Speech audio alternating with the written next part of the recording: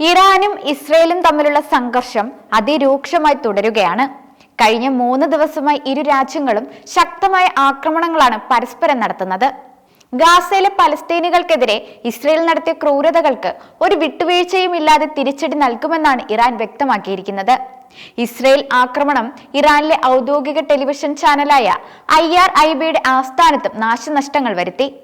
തത്സമയ സംപ്രേഷണത്തിനിടെയാണ് IRIB ചാനലിന് നേരെ മിസൈൽ ആക്രമണമുണ്ടായത്. ബോംബ് വീണതിന് പിന്നാലെ വാർത്താ അവതാരക സീറ്റിൽ നിന്ന് ഇറങ്ങി ഓടുന്നതും ദൃശ്യങ്ങളിൽ വ്യക്തമായിരുന്നു. തെഹ്റാനിലെ പ്രധാന കെട്ടിടത്തിനും മറ്റ് ഓഫീസുകൾക്കും കേടുപാടുകൾ സംഭവിക്കുകയും നിരവധി ജീവനക്കാർക്ക് ഗുരുതരമായി പരിക്കേൽക്കുകയും ചെയ്തു.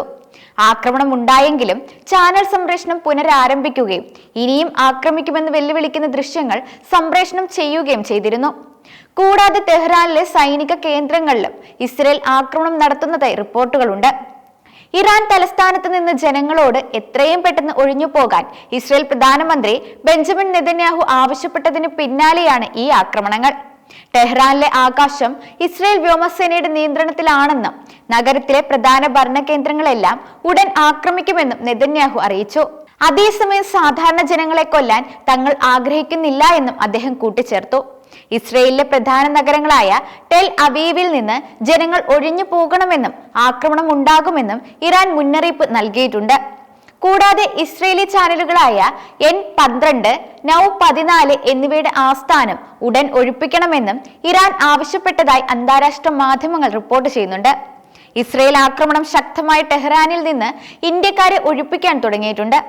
ടെഹ്റാനിൽ നിന്ന് 148 കിലോമീറ്റർ അകലെയുള്ള ക്വാമിലേക്കാണ് ഇന്ത്യൻ പൗരന്മാരെ മാറ്റുന്നത്. വിദ്യാർത്ഥികളടക്കം സംഘത്തിലുണ്ട്. 1600ഓളം ഇന്ത്യൻ വിദ്യാർത്ഥികൾ ഇറാനിൽ ഉണ്ടെന്നാണ് വിദേശകാര്യ മന്ത്രാലയം സ്ഥിരീകരിച്ചിരിക്കുന്നത്. 110 വിദ്യാർത്ഥികളുടെ ആദ്യ സംഘം അർമേനിയൻ അതിർത്തിയിലേക്ക് എത്തും. ശേഷം വിമാനമാർഗം ഇന്ത്യയിലേക്ക് എത്തിക്കും.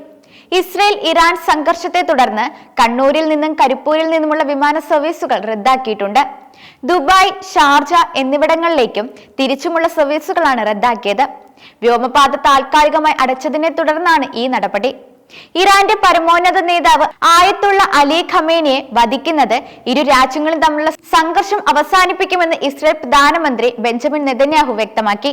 ഇറാനെതിരായ ഇസ്രയേലിന്റെ സൈനിക നടപടികളെ അദ്ദേഹം ന്യായീകരിക്കുകയും ചെയ്തു. സംഘർഷം വഷളാക്കുകയല്ല, മറിച്ച് അവസാനിപ്പിക്കുകയാണ് തങ്ങളുടെ ലക്ഷ്യമെന്നും അദ്ദേഹം കൂട്ടിച്ചേർത്തു. ടെഹ്റാൻ വിമാനത്താവളത്തിൽ ഇസ്രയേൽ വ്യോമസേന 2 ഇറാനിയൻ F-14 യുദ്ധവിമാനങ്ങൾ ആക്രമിച്ച് തകർത്തതായി IDF വക്താവ് എഫി ഡെഫ്രിൻ പത്രസമ്മേളനത്തിൽ അറിയിക്കുന്നുണ്ട്.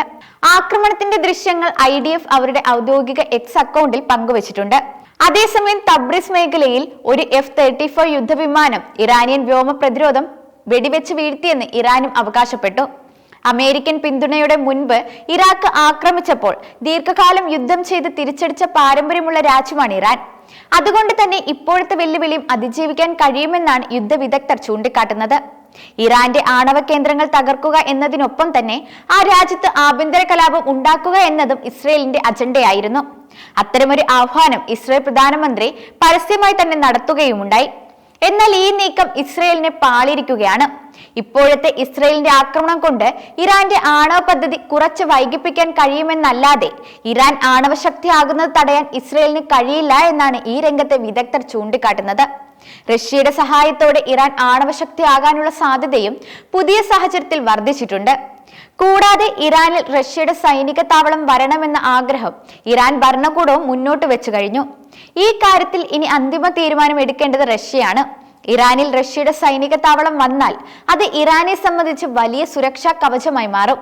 ഇറാനിൽ രാഷ്ട്രീയ അട്ടിമറിയും കലാപവും പ്രതീക്ഷിച്ച ഇസ്രയേലിന്റെ സകല പ്രതീക്ഷകളും തകർക്കുന്ന കാഴ്ചയാണ് ഇപ്പോൾ കാണുന്നത്. ഇസ്രയേൽ ആക്രമണങ്ങൾക്കെതിരെ ദശലക്ഷക്കണക്കിന് ഇറാനികളാണ് തെരുവിൽ ഇറങ്ങിയിരിക്കുന്നത്. ഇറാൻ ഭരണകൂടത്തിനെതിരായ വികാരങ്ങളെ മുതലെടുക്കാമെന്ന ഇസ്രയേലിന്റെ സ്വപ്നം കേവല സ്വപ്നം മാത്രമായി തുടരുമെന്നും വ്യക്തമാണ്. ഇറാൻ ഭരണകൂടത്തെയും സൈന്യത്തെയും സംബന്ധിച്ച് ഈ ജനകീയ പിന്തുണ കൂടുതൽ കരുത്താണ് അവർക്ക് പകർന്നു നൽകുന്നത്. ഇസ്രയേലി സർക്കാർ നേതാക്കളുടെ രഹസ്യ വസതികൾ, ഊർജ്ജ സൗകര്യങ്ങൾ, സൈനിക വിമാനങ്ങൾ വിതരണം ചെയ്യുന്ന ഫാക്ടറികൾ, നിർണായകമായ കമാൻഡ് ആൻഡ് കൺട്രോൾ ഇൻഫ്രാസ്ട്രക്ചറുകൾ തുടങ്ങിയ നിർണായക സ്ഥലങ്ങളിലാണ് ഇറാൻ സൈന്യം ടാർഗറ്റ് ചെയ്ത് ആക്രമിച്ചു തുടങ്ങിയിരിക്കുന്നത്. ജൂൺ 15-ന് ഇസ്രയേലി യുദ്ധവിമാനങ്ങളുടെ ഇന്ധന ഉൽപാദന സൗകര്യങ്ങൾ ലക്ഷ്യമിട്ടും ഇറാന്റെ മിസൈലുകൾ ആക്രമണം നടത്തിയതായ വിവരവും ഇപ്പോൾ പുറത്തുവരുന്നുണ്ട്.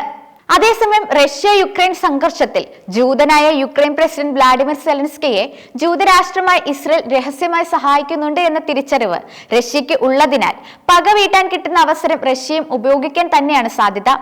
വൻ നശീകരണ ശേഷിയുള്ള ആയുധങ്ങൾ റഷ്യ ഇറാന് കൈമാറിയതായ സംശയവും ഇതിനോടകം ഉയർന്നിട്ടുണ്ട്.